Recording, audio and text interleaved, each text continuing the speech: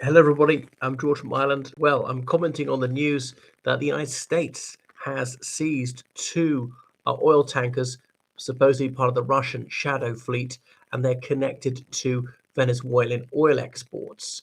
And this happened in the North Atlantic Ocean and the Caribbean Sea. Now, one of them was Russian flagged, the Marinera, and they've been pursuing it for a fortnight through the British territorial waters, Icelandic territorial waters, and the Royal Navy assisted them with logistic support. Anyway, the other one is the MT Sophia, which the United States has acclaimed was engaged in illicit activities, didn't state what those are, and so on. And so the United States Navy boarded that in the Caribbean Sea.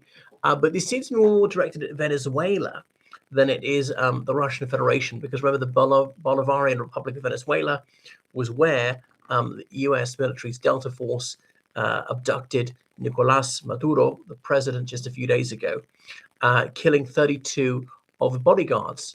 Now, legality and morality aside, that was a very impressive military operation to manage to get him and the first lady, kill the others, and not accidentally kill the president. Because you think, with bullets flying in every direction and ricocheting off places, with the fog of war, this fast-moving situation, maybe some of it in the dark, you could very easily kill the wrong person.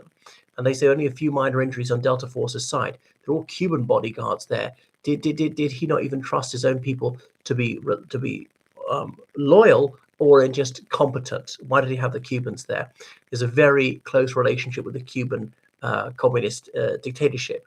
But anyway, because they're sanctioned, is really to choke off the Venezuelan economy, to try and force regime change. You've got to remember the millions of ordinary Venezuelans are suffering as a result of that. Is that lawful? I mean, the United States doesn't have to trade with them, but I mean, Venezuela as a sovereign state is allowed to sell oil and buy things.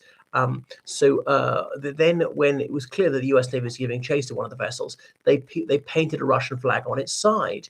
But that doesn't change its registration or who it belongs to. So supposedly part of Russia's shadow fleet, fleets without insurance or sometimes without valid insurance, because obviously sanctioning countries control something like 90% of the world's insurance market. And because of the oil price cap, I think it's $60 a barrel since about 2022. They've not been able to get insurance for most of that. To trying to get the oil revenues down. But the thing is that the sanctioning countries didn't want so much oil off the market that caused the price to go up. If Russia couldn't sell, then there's a loss of supply demand, meant with the shortage of oil, the price is going to go up, and that would hurt their economies too much. Anyway, so the Russian Ministry of Transport said they granted temporary permission to use the Russian flag, but is that even legally valid?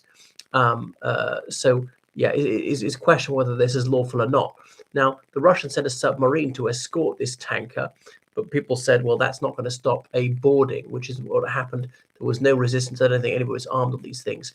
These Russian shadow fleet tankers, they also sometimes are spying cables or deliberately damaging cables in the Gulf of Finland and stuff like that. The United States claimed that the shadow vessel was stateless because it was displaying a false flag and so on. So it's another audacious move from Donald Trump. He thinks on a role with a successful operation to kidnap Nicolas Maduro. This also is hurting Russia. Russia's prestige is down. It can't do anything for its ally. They haven't even complained about that much, these ships being stopped and so on. And there was cooperation between Russian and Venezuelan oil companies going back several years. So the United States says they will sell this oil, and the money will be used to help ordinary Venezuelan people, not the regime, and so on. So China is the main purchaser of Venezuelan oil, and obviously is not happy about it. Its energy security is compromised because of this. So that ship, Marinera, was boarded, and the United States said it was for violation of U.S. sanctions and so on. But that was seized, I believe, in international waters. And the United Kingdom has said it approves of what was done because it's sanctions busting and it was in accordance with international law. That's the claim. I'm not sure that's true. Goodness. So the Russians have broadcast on their news, partly to show U.S. piracy as they see it. Now, if you look at the Russian Maritime Register of Shipping, it does show the Marinera her registration changed, but I don't know if that's legally valid when you change it in the middle of a voyage. It used to be registered as Guyanese. mean, there's this bizarre situation where a ship can be sailing from, like, say, Australia to Japan, and the captain is Cypriot and the crew are all Filipinos, and it's registered in Panama or something like that, and the cargo was from Nigeria, because they've got to belong to a country. Their flags of convenience, flags like Liberia and Panamanian flags. It's all to do with the